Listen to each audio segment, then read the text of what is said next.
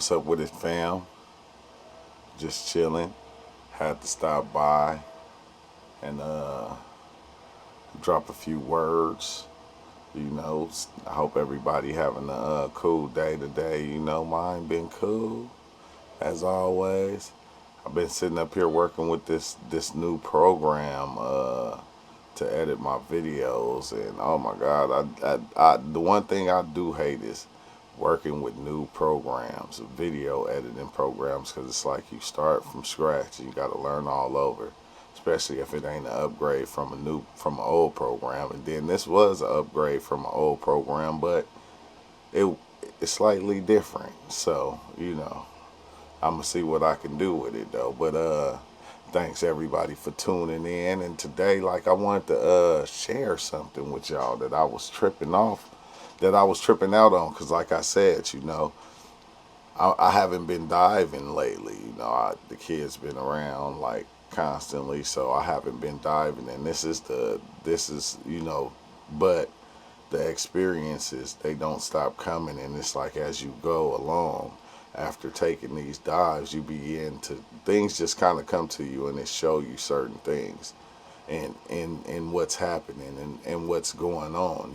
Even if you have an experience that you can't relate to, then you will start seeing it in the reality. And I don't even want to call it that anymore because I don't know what to call it. Like, one thing I was tripping off of too is the fact that right now, and this since it came out, it's been like the god of our existence. Money. Money has been the god of our existence. You hear it in everything. Money rules everything around me. Cash, cash, cash flow. Got to get to the bag. It's not even about people no more. It's not about us. We made our whole lives about money and revolving around money. Everything that we do to get money in order to, to just to live. You have to have money these days. You can't live life without money. It's like that's who we made our God. I don't care what church you go to or wherever you go and study. You feel me? Everything revolves around money. They're not running no system of God without asking for some currency to help keep that system alive. You feel me? And it's trippy because I was geeking off the fact that death, even with life and death. You feel me? Like we see it with all this stuff they talk about with the birth certificates and all that, and these and it's weird because it costs money to have a kid nowadays. Even to bring a kid into this world, you got to pay the hospital money in order to birth your child. And then when you die, you still go back and you pay the hospital. You pay the hospital basically to take care of you and make sure that you in good health. And then when you die, you feel me, they hold your body, and then you got to go and pay these people over here to have that person buried. It's like crazy. It's like life and death, and like it evolves around money now. I said everybody that was somebody that passed away, they got people generated money off their death. You feel me? When Kobe died, you know how many Kobe videos was up? You feel me? Like, it was thousands and thousands of them, and they was getting view after view after views. You feel me? Million views, 2 million views. And this happens every time somebody famous dies, or if it's a big story. You feel me? It's like everything is evolving around this, and it's like it's crazy. It's not even crazy. It's just like you begin to understand that's what life is right now. In the meantime, you can't say it's not that right now because that's what's happening. It's going on right now, not in the future, not in the past. Even if it did happen in the past, it's still going on right now. Now, as we speak, it's happening. You feel me? Everybody's working to make money in order to live because we took wow, that's like it. Wow, that's just deep to think about. You feel me? Is now you gotta, so therefore you gotta work for these others the rest of your life, in order to survive, in order to have things, everything that's in this illusion. And it's like, damn, money is an illusion, but we made money a person. We made money a God. We made money a thing to where, that's what we kind of worship now. And I'm not saying I'm not a part of it, because we all need money. You feel me? We made it that way. We agreed on it, I guess. But what I wanted to really talk about was Tulpas. I was it was something I was watching, and they mentioned Tulpas, and I was like, what is that? Just had me tripping out. And it's Tulpas. You feel me? And I was tripping out on it, so I had to go and basically do a little dive in to see what it really meant. And then this is what I found, okay? And it blew my mind. It say Tulpas are entities generated entirely in the mind, and some believe Tulpas think on their own, experiencing emotions and have memories. So we create these Tulpas, which are entities, and they exist on their own. Like after a while, they don't need us to exist anymore, because we're creating them in a place where they exist in our minds. You feel me? And it's crazy that it can actually go off and be itself. You feel me? That's just deep to me. And they say many of us grew up with an imaginary friend by our side. Maybe you still like to personify your favorite character or superhero, but these companions typically don't usually last beyond childhood. However, there's an ancient idea. The ancients be saying a lot.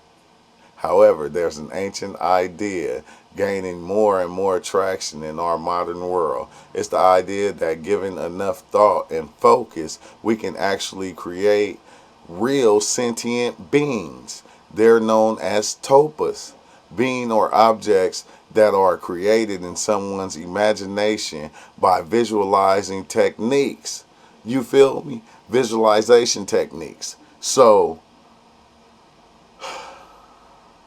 it's weird, because if we created these tulpas over time, these would be the different gods that we followed, or we made. And what if the places where we created these gods exist in a place that exists within all of us, and therefore that's how these gods are able to live, you feel me, and be and exist.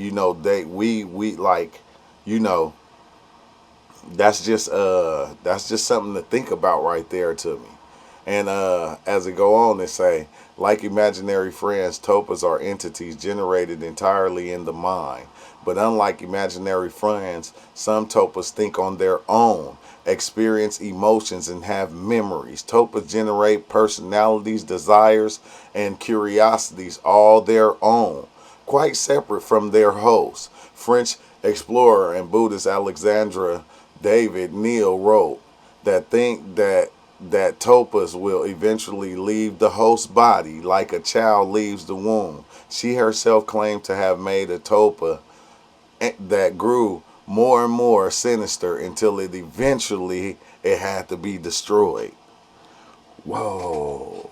Hey, like all this is kind of bringing sight to some of the things that we begin to create and personify in our mind. We make them real without, like, come on now, like, even when you think about consciousness, when the human being, when we discovered we were conscious, like how it talk about, when we was just operating on which they probably don't even know this, but it sounds like it makes sense. If we was operating on just the left hemisphere of the brain, and then boom, we started operating on the right, it brought two different things together. It brought a survival tactic thing to, and a persona of knowing what I am and what I'm capable of. It bring two things together, and then boom, It's like the Big Bang or something,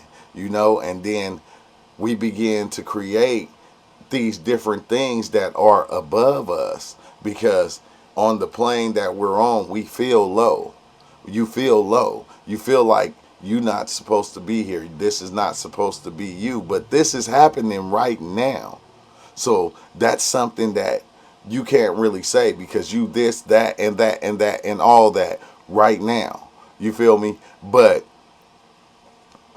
we are creating these different beings, or we are giving energy to these beings that was already created by us.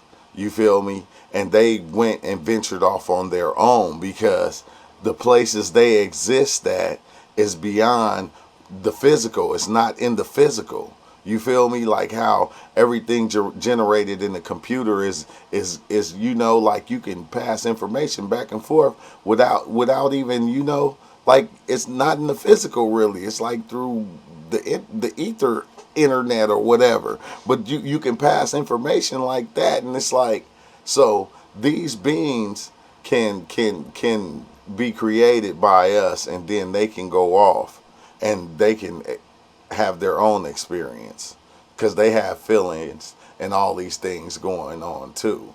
I think I'm just saying, you got to check it out for yourself, but just let me know what you think. But this is what they ended with.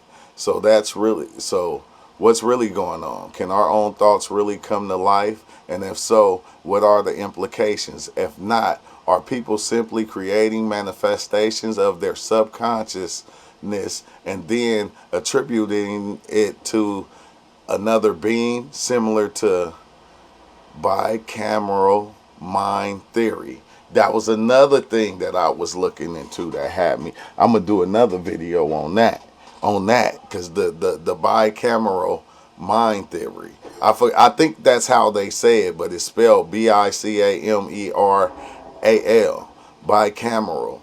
I know it sounded like cameral, like I don't know, but I'm just saying that's another thing that I was tripping off of too, but we'll get into that later.